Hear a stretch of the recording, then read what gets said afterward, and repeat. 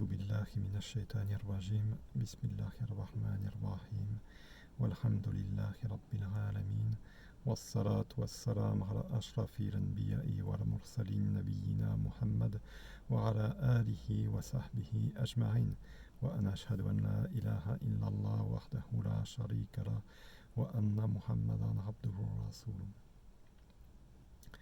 اللهم لا سهل إلا ما جعلته سهلا وأنت تجعل الحزن إذا شئت سهلا سبحانك لا علم لنا إلا ما علمتنا إنك أنت العليم الحكيم السلام عليكم ورحمة الله تعالى وبركاته. Rabita.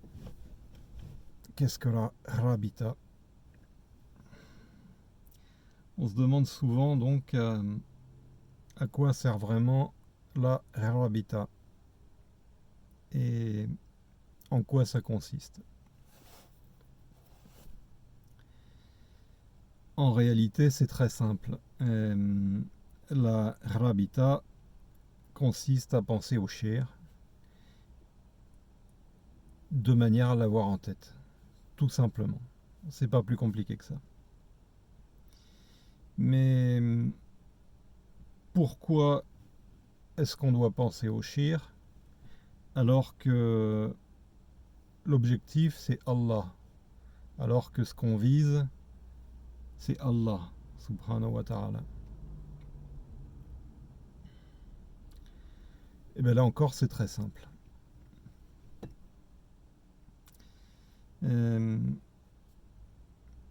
Imagine, mon frère, ma sœur, que tu es un voyageur ou une voyageuse dont la destination est très très très très lointaine, à plusieurs centaines de kilomètres.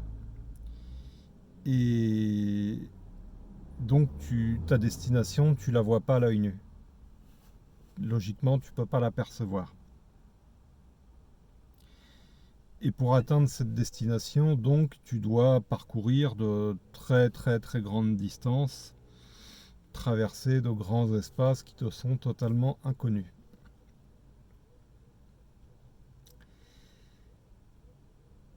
À défaut de pouvoir apercevoir ta destination au loin, tu vas devoir, pour t'orienter, trouver un point de repère entre elle et toi qui t'indique sa direction. Ça peut être le sommet d'une montagne, ça peut être une étoile dans le ciel, ça peut être des choses de cet ordre-là. Et pour éviter de te perdre, tu vas devoir rester concentré, focalisé sur ce point visuel.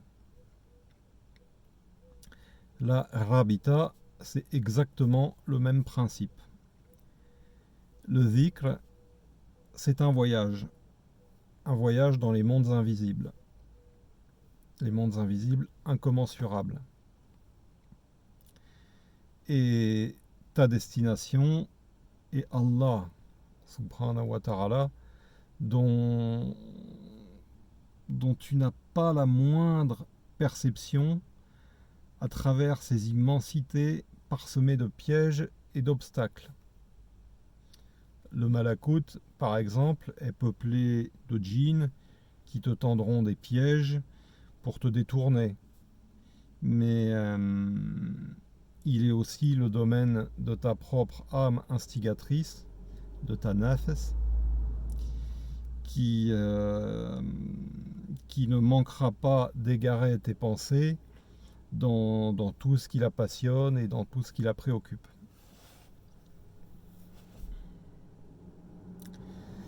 Alors donc, dans ces ténèbres, ton shir est ton point de repère. Tu es sûr que si ton esprit se perd dans les passions de nafs ou dans des visions certes sublimes mais douteuses, des belles lumières, ça peut être des anges, donc des visions douteuses, dans tous les cas qui ne sont pas ton objectif. Donc si tu te perds là-dedans, la vision de ton shir remettra ton esprit dans la bonne voie, dans la bonne direction. Et je dirais, dans ce fameux chemin droit dont il est question dans Surat al-Fatiha, Sirat al-Mustaqim. Car ton cher fait partie des gens de ce chemin. Alladhina an'amta alayhim. Voilà tout simplement à quoi sert Rabita et en quoi elle consiste. Pensez au shir donc pour l'avoir comme point de repère fiable dans l'esprit. Et en prime, si tu penses très fort à lui et qu'en retour il pense à toi, parce que à partir du moment où tu établis Rabita, ton cher va orienter son tawajjuh vers toi. Donc si tu penses très fort à lui et donc qu'en prime il oriente son tawajjuh vers toi, ton shir va profiter de cette connexion, de ce canal spirituel, pour te transmettre certains de ses secrets.